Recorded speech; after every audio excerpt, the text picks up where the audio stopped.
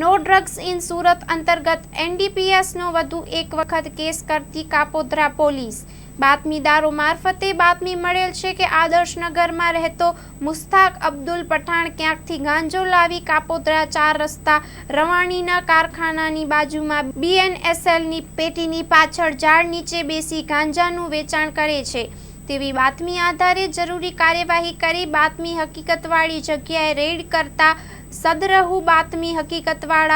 હકીકત મુજબનો મુસ્તાક અબ્દુલ પઠાણ ઈસમ મળી આવેલ, જેની પાસેથી તથા તેની ઝડપી તપાસ કરતા નીચે મુજબનો મુદ્દામાલ મળી કબજે કરવામાં આવેલ। એક વનસ્પતિજન્ય માદક પદાર્થ ગાંજા ભરેલ અલગ અલગ વજનની પડીકીઓ જેની કુલ કિંમત 312, જેનો કુલ વજન 312 ગ્રામ અને કિંમત 3120। ગાંજો ભરેલ તે ખાલી લીલા પોપટી કલરના પ્લાસ્ટિકની થેલીઓ, ન્યૂઝપેપરના ટુકડા તથા કાળા કલરની ઝબલા તથા છૂટક પ્લાસ્ટિકની નાની ઝીપ બેગો, ગાંજા ભરેલ પ્લાસ્ટિકની બરણી, રોકડા રૂપિયા કુલ 4530નો મુદ્દામાલ મળી આવેલ, જેથી સદરહુ જગ્યાએ ઉપરોક્ત મળી આવેલ મુદ્દામાલ સાથે સદરહુ આરોપી ગાંજા બહારથી ક્યાંકથી ગાંજો લઈ આવી વેચાણ કરતો હોવાનું જણાઈ આવેલ, જે સદરહુ આરોપી પાસેથી મળી આવેલ મુદ્દામાલ ગાંજાનો જથ્થો આપનાર અજાણ્યો ઈસમને વોન્ટેડ જાહેર કરી